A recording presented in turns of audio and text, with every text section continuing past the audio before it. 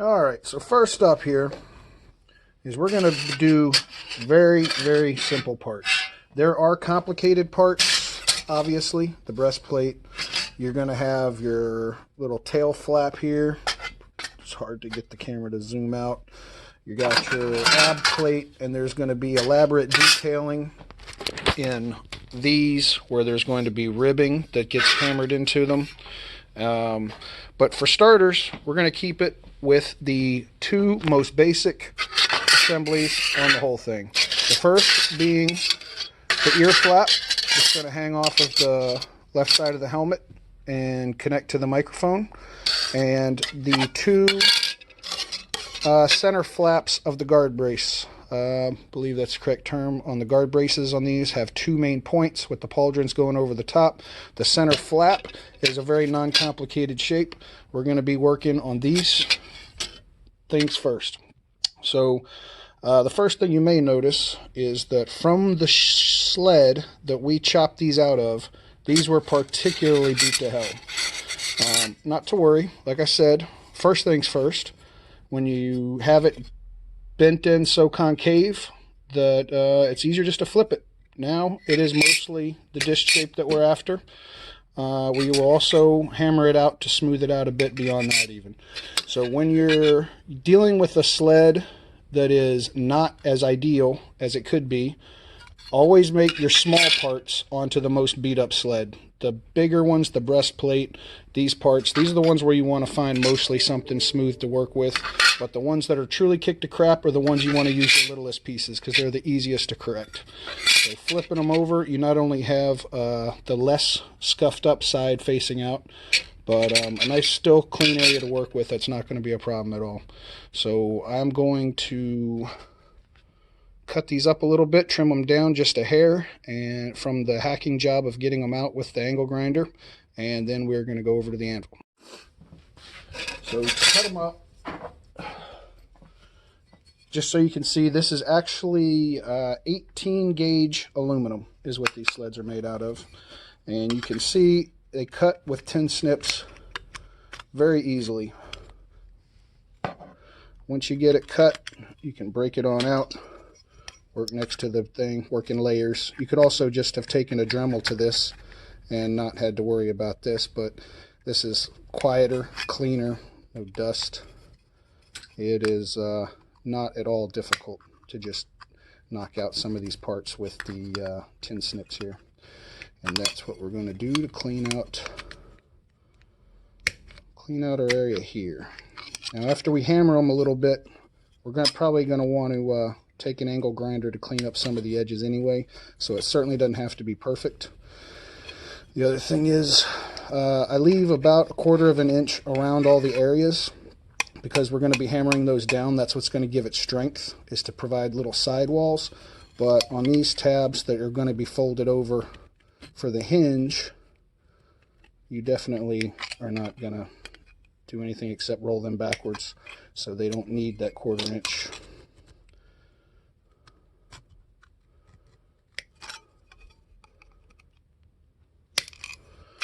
And so like I say, that's a real nice, clean, easy piece that's going to be a little flat. This one is the one that is going to be the top square, the plate that is going to make up the other part of the hinge. We are going to want to leave some of that there because we will be hammering this down to make it stand up off the helmet. So we're going to work with that a little while. And this is probably fine. I'm going to work with this as it is. And we can clean up the edges as we start hammering the sides down. Alright, first thing we're going to do is take our pieces that we're going to be working on. Our simple, basic confidence builder shapes. The basic shapes that anybody can do. You don't even need the vise really for these. All you need is a hammer and this anvil, and you can make excellent looking pieces out of these basic shapes. So we're going to clean them up a little bit, try to smooth out the dents that are in them. We're going to be using this, although for these shapes, honestly, they don't even need any real curvature. You could do them flat on the anvil if you want. I'm going to try to get a real subtle curvature, so I am going to use this, but if you just want to do these flat on your anvil to get out the dents, that is just as good. It's really not that big a deal.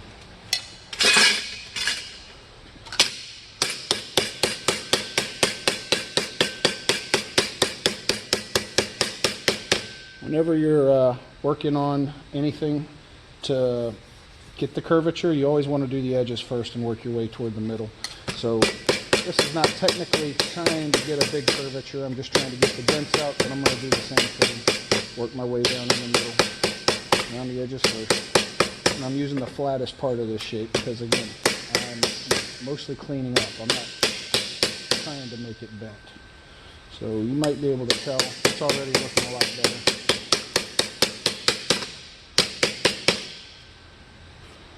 Yeah, that one is good enough for now.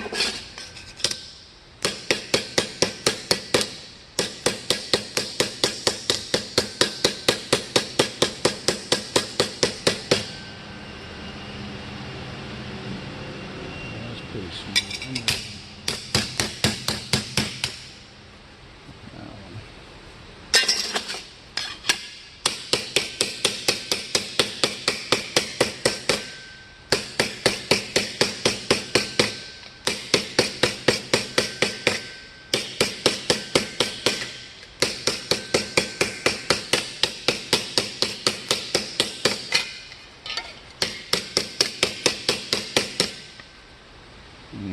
See, that one curved a little too much, actually. So I am going to take this one to its anvil here on the next round. These can be a little bit more curved because it is going to be on the side of the helmet. You do want it to keep the overall profile of the helmet. But if it's pretty flat, it's not that big a deal either. They're pretty small, and once you hammer the sides down, nobody's really going to notice the curve anyway.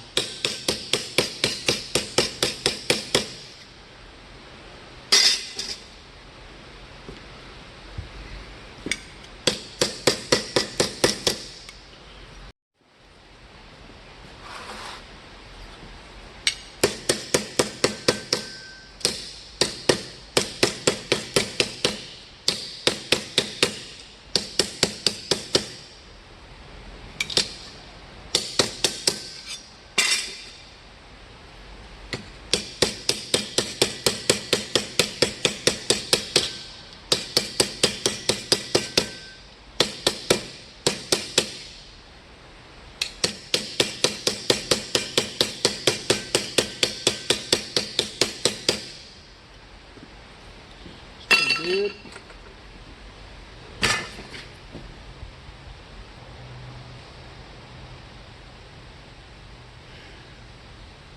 Alrighty, now we are going to switch it up. I'm going to get rid of that, and I'm just going to drop in the regular anvil. Again, I like to put the regular anvil in the vise because it gets it up in the air higher, so you can work off the edges a little easier. And also because there's more weight to the anvil, it's less likely to move around on you. So for these parts, I'm going to be using the smaller of the metal hammers and just the big metal hammer to flatten this guy out. If you noticed, it got just a little too curved, because this is going to be a mostly flat part. Not completely, but just needs to be a little flatter than it is.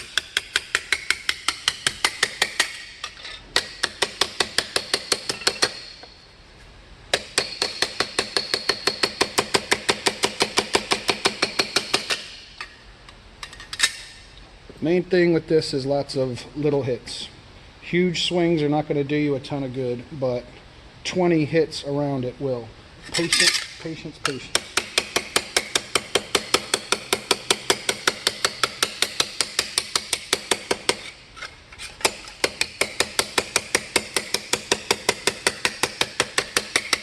Now you got to be careful not to go over the edge and hit, because that's where you're going to do a crease, and we will want that to happen, but not right this second. So you can probably tell now that's significantly flatter. Or maybe even just a hair too flat, but it's all good. So now we've got our pattern, and this is going to be a subtle dip in there, and then on the edges we're going to completely fold them over. So we actually are going to hammer in our crease on that because we want this part flat with these tapering off to the sides. I'll line that up with the edge. I usually like to use a littler hammer in this case, a little less strain and easier to correct if you happen to mess it up. You don't have quite as big of a problem.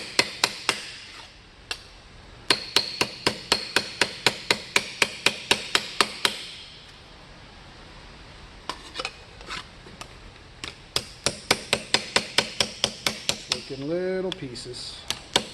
Don't want to try to do too much too fast.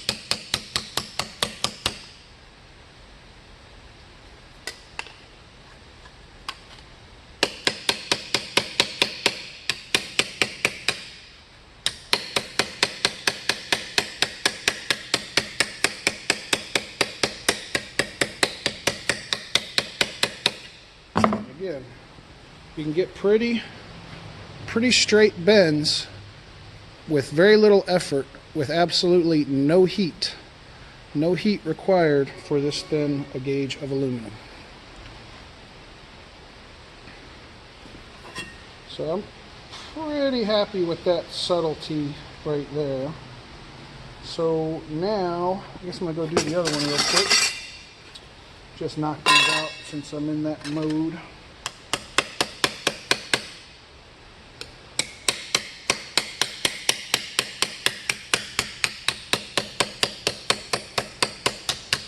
Some parts of the anvil are straighter than others, so that's why I keep moving it around. If I just follow it right away, then I'm going to end up with a curve, and I want it to be straight, so I'm trying to find the straightest part on the corner here and keep moving the piece.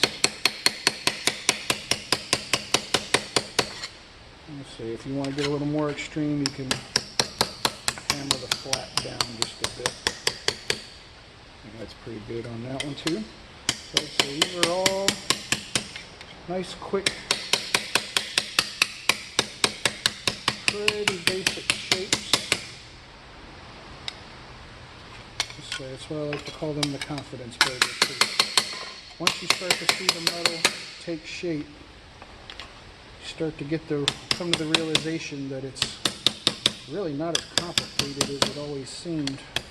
It is time consuming and very tedious.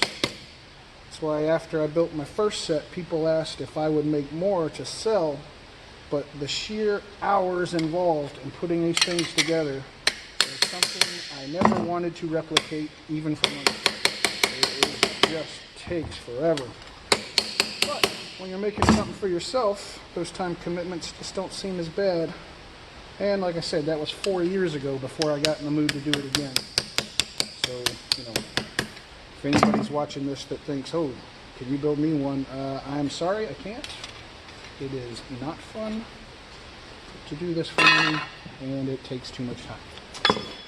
So, once we got that where we want it, now we just need to sort of seal our shape. Hammer these edges down along the edge, and that's going to lock it so it's not going to flex anymore as much. It's going to be much more durable. It's going to be very unlikely to flatten out. So what I like to do is use this corner end here because it's slightly rounded, and you can get, but it's straight enough to go on a straight edge, but round enough where if you need to take your turn, you can. So same thing as before. You want to line up your mark where you want it, right along that edge. You might have a little guessing test. And like I said, patience. Little bits at a time. You do not want to hammer it completely flat in one go. And really, you wouldn't want to make it completely flat even if you could, because Terry English, the original armor maker himself, the master, did not hammer them flat. They're very tapered at the edges as well. I'll find some pictures of either screen use or his current reproduction armor. You'll see they are not huge. In fact, this is really just too much material. We're going to need to cut this, which is fine because it distorts as you hammer it. I don't know how much is visible from the focus of me getting closer, But the hammer marks really make these wobbly. Eventually we're going to take the angle grinder and just buzz them off nice and smooth and level once we get to that point.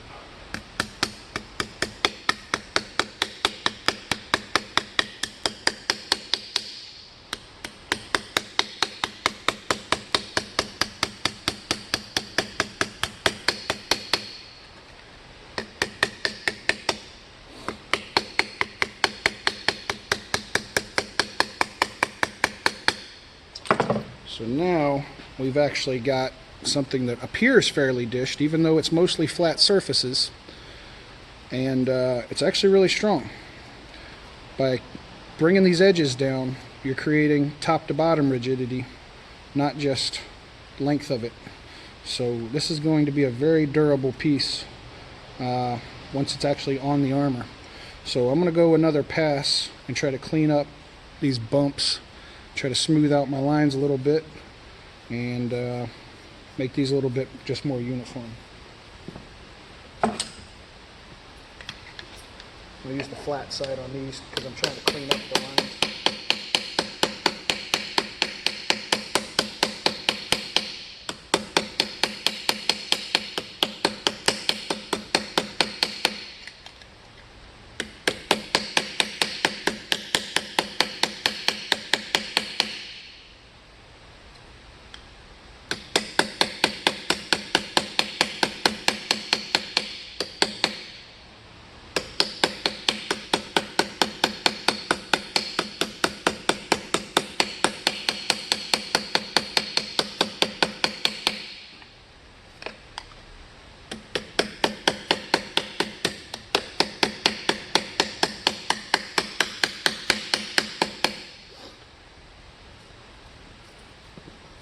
Now the corners especially, you're going to notice that they start elongating. And that's fine.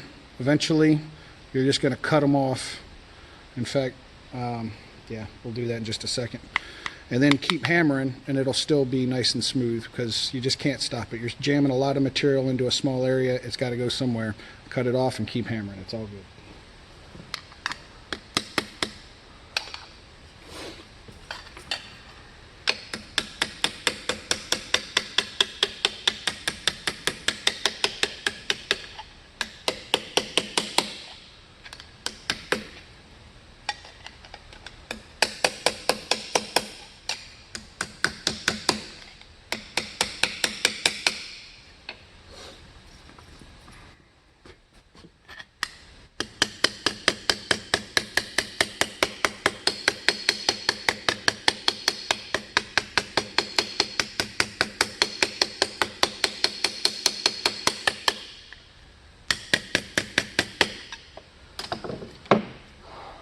So I'm going to cut the excess off here because this is not going to get pretty with this much junk around it. Alrighty. So here, like I said, there's just too much crud there. You can just cut that straight across. Way too much crud here.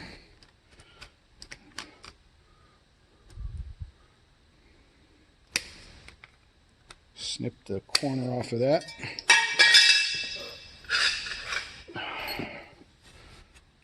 And let's see, we're gonna snip that around there. There's just way too much material there. Like I say, 1/4 inch max. Alright, and we'll just clean that up a little bit more. Keep on hammering.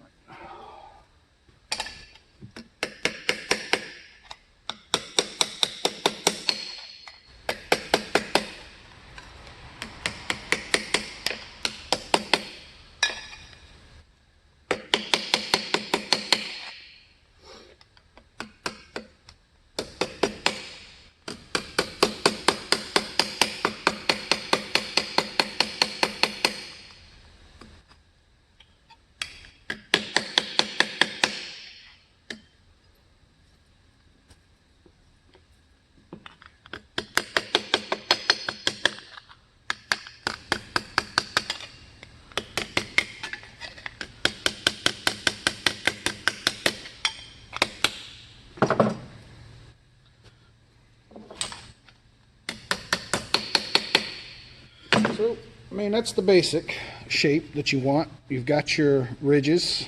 Once you, little acetone will clean all that up.